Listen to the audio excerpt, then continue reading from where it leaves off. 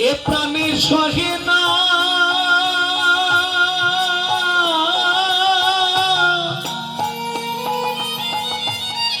আমার পরকালে বান্ধব হয়ে কেউ তো যাবে না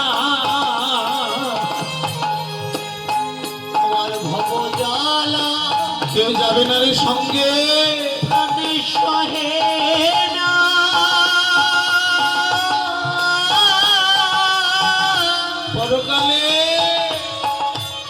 পরকালে বান্ধব হয়ে সেদিন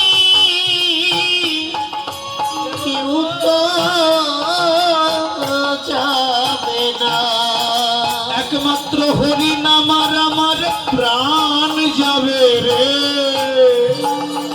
একমাত্র হরি নামার আমার প্রাণ যাবে রে তাই তো এ জীবনে হরি নামের সঙ্গ খুঁজে বেড়ায় এ জন্মে বৈষ্ণবের সঙ্গ খুঁজে বেড়ায় মরার চিন্তা করার সময় না আমার মরার চিন্তা করার সময় না আমার পরকালে বান্ধব সেজনা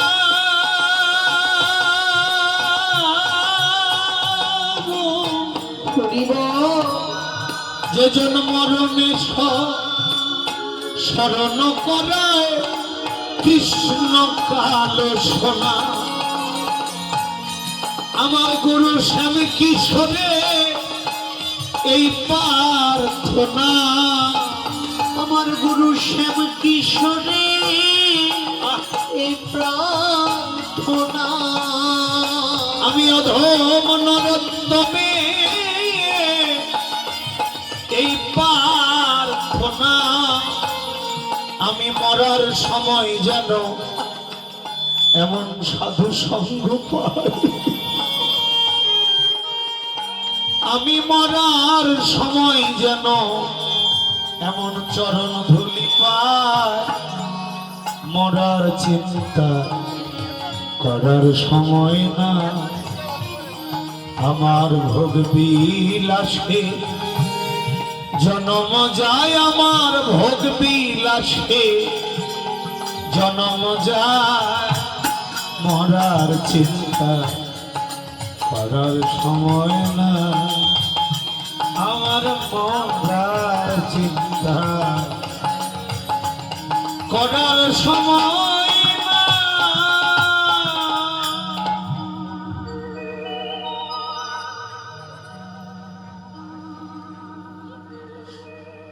এমন করে মহাপ্রভু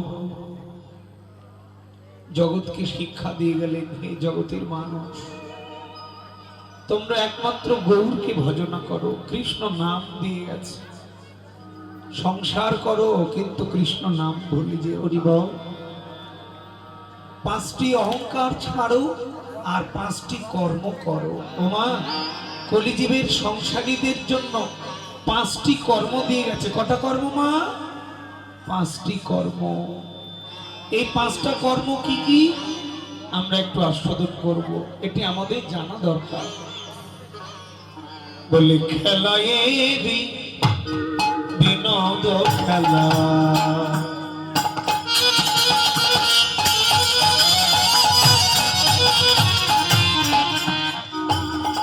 গমবা গম গরিসা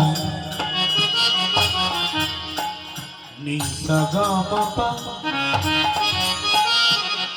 গমবা গম গরিসা নিসা গমবা খেলায়েরই বিনোদ খেলা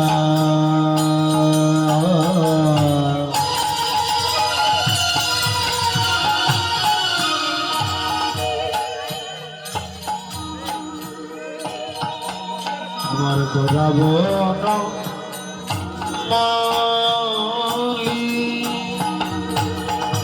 কিবা খেলায় বিনোদ খেলা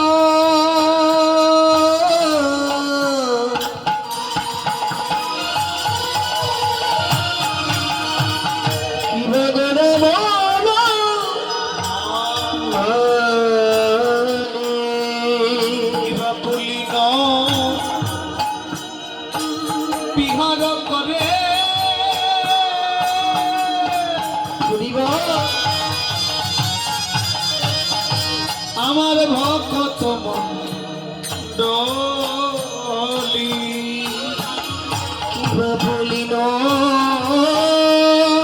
রাধে বিহার করে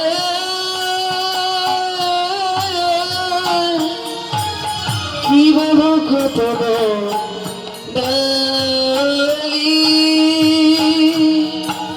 খেলিছে গোড়ারা ওরে মধুর হরি নামের খেলা খেলিছে গোড়ারা কিবা মধুর হরি নামের খেলা খেলিছে মোরারা ওরে মধুর হরি নামের খেলা শুধু হরি বলা আর বাহু তোলা হরি বল। নামের খেলা হরি হরি নামের খেলা হরি হরি নামের খেলা হরি নামের খেলা খেলিছে মোরারা কিবা বলিল বিহার করে কিবা ভক্ত দাদি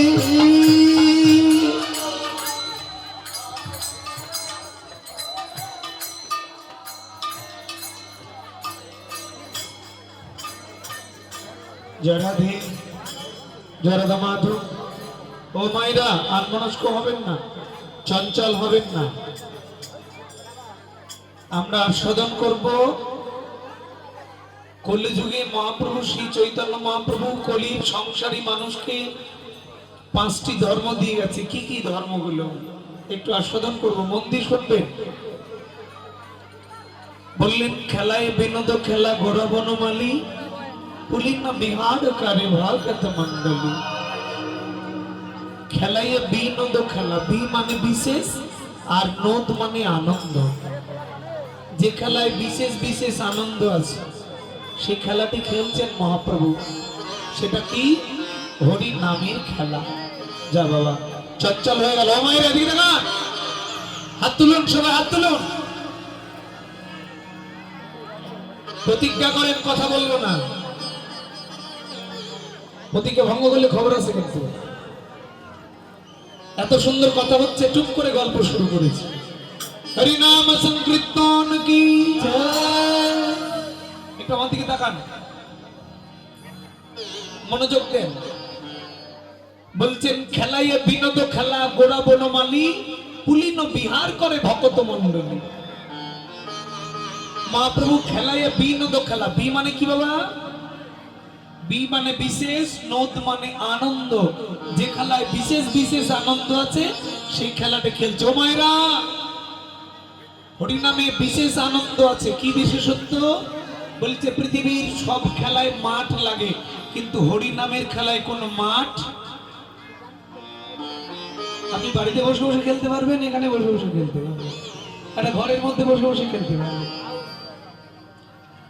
তাহলে কি বলছে? খেলায় বিনোদ খেলা গোড়া বনমালী। তাহলে এর বিশেষত্বটা কি? বলছে পৃথিবীর সব খেলায় মাঠ লাগে, কিন্তু হরিনামের খেলায় কোনো মাঠ লাগে না। এটা একটা বিশেষত্ব।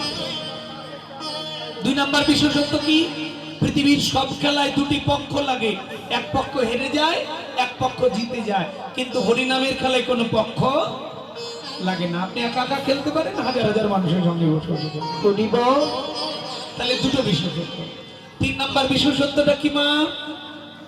যেহেতু পৃথিবীতে হরিনামের খেলায় কোনো পক্ষ লাগে না, এজন্য এই খেলাতে কেউ হারে না, যেজন খেলে সবাই জিতে যায়। যেজন খেলে সেজনই জিতে যায়। এটা হলো বিশেষত্ব। মা, এই খেলার আরেকটা বিশেষত্ব হলো কি? যদি কোনো পিতা পুত্রে হরি নামের খেলা খেলে, তাহলে হরি নামে মাতোয়ারা হয়ে গিয়ে দেহস্মৃতি ভুলে যায়। কত পিতা তার পুত্রের চরণ জড়িয়ে ধরে কাঁদে। কথাটা শোনেননি? একটু মনোযোগ দেন মায়েরা, অনুরোধ করছি। আবার গ্যাঞ্জাম শুরু করেছে। খিদে লেগেছে? 10টার আগে খেতে দেবে না, এটা কমিটিকে বলে দেওয়া আছে, কেউ উঠলে পাবে না।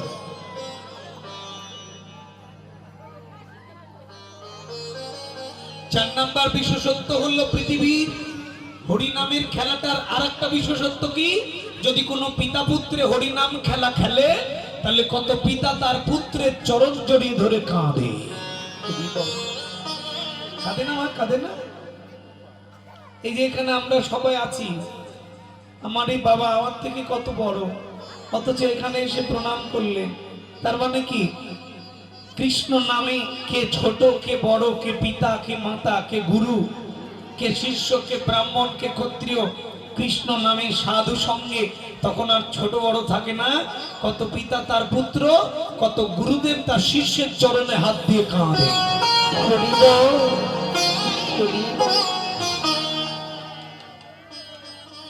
নরোত্তম দাস ঠাকুর মহাশয় যখন বৃন্দাবনে গেলেন, একটু শুনবেন বাবাজিরা, মায়েরা চঞ্চল হয়ে গেল গো, খুব সুন্দর মনোযোগ ছিল।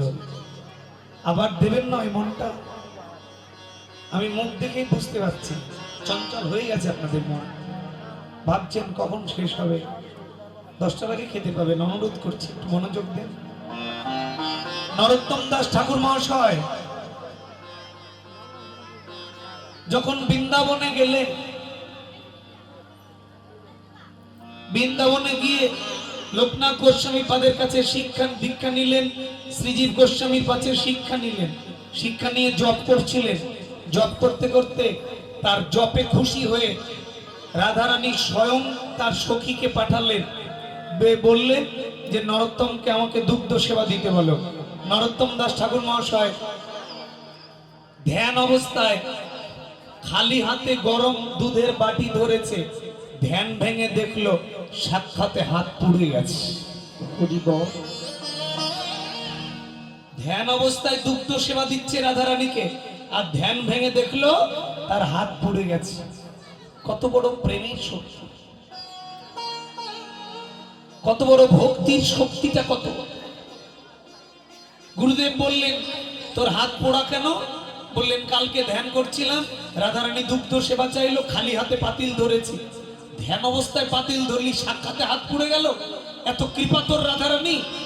শ্রীজীব গোস্বামী সঙ্গে সঙ্গে নরোত্তমের চরণ জড়ি ধরে বললেন, ওরে আমি তোর গুরু নয়, আজকে থেকে তুই আমার প্রেমের গুরু।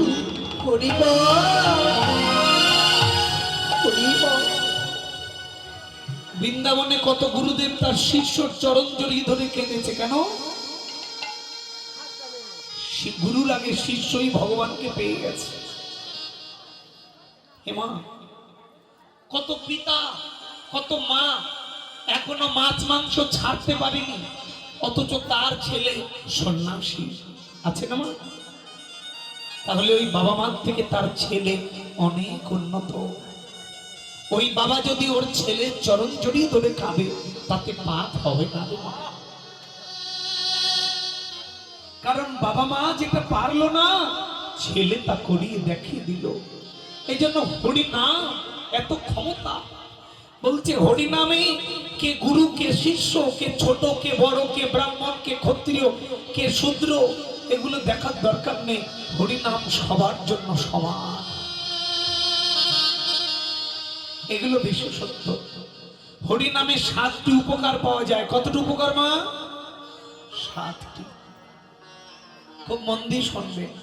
1 নম্বর, চেত দর্পণ মার্জন। চেত মানে মন, দর্পণ মানে আয়না, মার্জন মানে পরিষ্কার করা।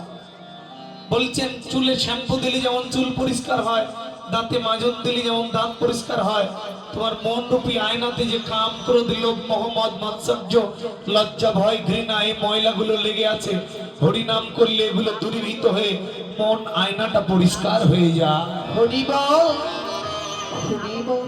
এগুলো 1 নম্বর। 2 নম্বর উপকার, ভব মহাদাবাগ্নি নির্বাপন। তোমার সংসার থেকে দুঃখের আগুনগুলো নিভে যাবে হরিনাম করলে। 3 নম্বর, শ্রেয় কৈরব চন্দ্রিকা বিতরণ। হৃদয় পদ্ম ফুলটা প্রস্ফুটিত হবে। বিদ্যাবধ জীবন, মেয়েরা প্রকৃত বিদ্যা লাভ করবে। আনন্দম মূর্তি বর্ধনম, প্রত্যেকটা পদে পদে আনন্দ লাভ করবে। পূর্ণামৃতস্বদন, পূর্ণ অমৃতের স্বাদ পাবে। সর্বাত্মা স্নাপনম, সকল আত্মা, সকল পট্রিন, সকল খিদা নিবারণ হয়ে যায় হরিনামে। ওমা, তোমার আমার কাছে মনে হচ্ছে হরিনাম ছোটখাটো ব্যাপার। বৃন্দাবনে যাও, হাজার হাজার সাধু, একদিন একাদশী খেয়ে, একাদশী করে তুমি না খেয়ে থাকতে পারো না, বৃন্দাবনে যাও, হাজার হাজার সাধু জঙ্গলে বসে বসে হরিনামে জপমালায় জপ করছে, নিজের চোখে দেখে এসেছি। জিজ্ঞেস করলাম ওরা খায় না? বললেন কেউ 1 মাস, 1.5 মাস, 2 মাস পর পর উঠে আসে, হরির নাম খেয়ে বেঁচে থাকে। আমার গুরুদেব চাঁপাইনবাবগঞ্জ উত্তরবঙ্গ বৈষ্ণব সংঘ একটি আশ্রম রয়েছে, সেখানে আমার গুরুদেব আছেন। 72 বছর বয়স তার। গত 42 বছর থেকে ভাত খায়নি, শুধু ফলমূল খেয়ে বেঁচে আছে, মাঝে মধ্যে রুটি খায়। ভাত খায়নি কতদিন থেকে মা? 42 বছর থেকে আমার গুরুদেব ভাত খায়নি, এখনো খায় না। তিনি ফলমূল আর মাঝে মধ্যে রুটি, এই করে 72 বছর বয়সে এখনো তিনি একা একা বৃন্দাবনে যাওয়া আসা করেন। এত এত স্ট্রং তার শরীর। আর তুমি একদিন না খেয়ে থাকলে মাজায় ব্যথা, পেটে ব্যথা তোমার শুরু হয়ে যায়। তুমি যে পাপী তার প্রমাণটা নিয়ে যাও। আমি যে পাপী এটা তার প্রমাণ। আমি একদিন না খেয়ে থাকলে পারি না, তারা মাসের পর মাস না খেয়ে আছে। আমার কাছে মনে হচ্ছে হরিনামটা ছোটখাটো ব্যাপার, কিন্তু হরিনামে পৃথিবীর সমস্ত প্রোটিন লুকিয়ে আছে। হরিনাম করলে সমস্ত ভিটামিন তার শরীরে চলে যেতে পারে, যদি হরিনামের কৃপা হয়ে যায়।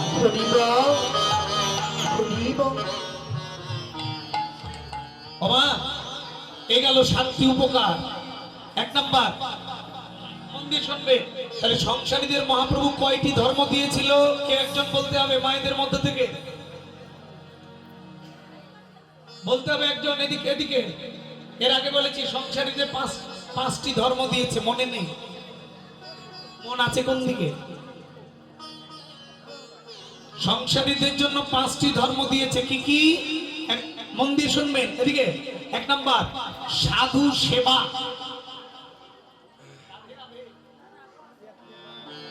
1 নাম্বার হলো বৈষ্ণবের সেবা। বৈষ্ণবকে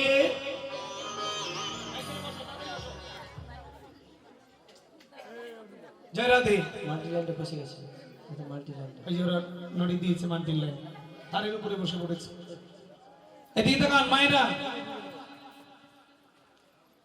মন দিয়ে শুনবেন, আমি খুব গুরুত্বপূর্ণ কথা বলবো, এই জন্য আপনাদের চুপ করালাম। সংসারীদের 5টি সেবার মধ্যে প্রথম নাম্বার হলো সাধু সেবা, বৈষ্ণবের সেবা। শাস্ত্রে বলছে, এদিকে দেখান, শাস্ত্রে বলছে 200 বছর আগে কেউ মারা গেছে, তার বংশে 200 বছর পর এসে যদি কোনো ব্যক্তি শুদ্ধ বৈষ্ণবের সেবা দেয়, 200 বছর আগে মরে যাওয়া ব্যক্তি ও যদি নরকেও থাকে, তার বংশে যদি কেউ বৈষ্ণব সেবা দেয়, ওই সেবা যদি গ্রহণ করে নেয়, তাহলে ওই ব্যক্তি নরক থেকে স্বর্গে গমন করে।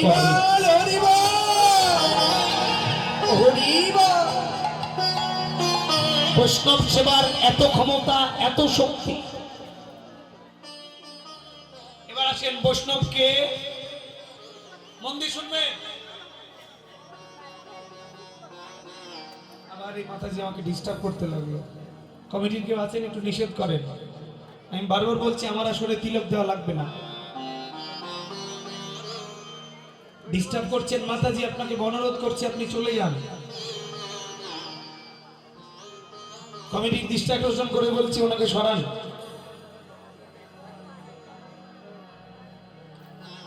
আমার একটা কথাও যদি কেউ শুনে যায় তবু লাভ আছে।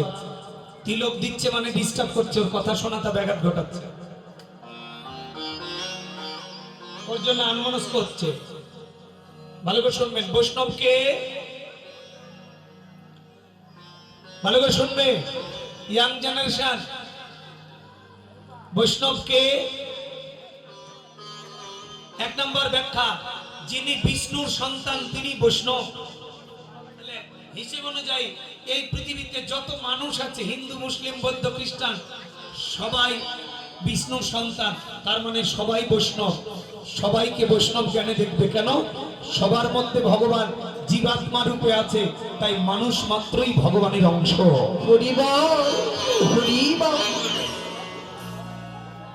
এই জন্য যদি তরিতে বাসনা থাকে, ধরে মন, এদিকে ধরে মন সাধুর সঙ্গ, এটা 1 নম্বর ব্যাখ্যা চলছে, কিন্তু 2 নম্বর ব্যাখ্যা আছে।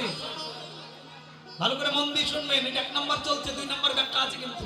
বৈষ্ণব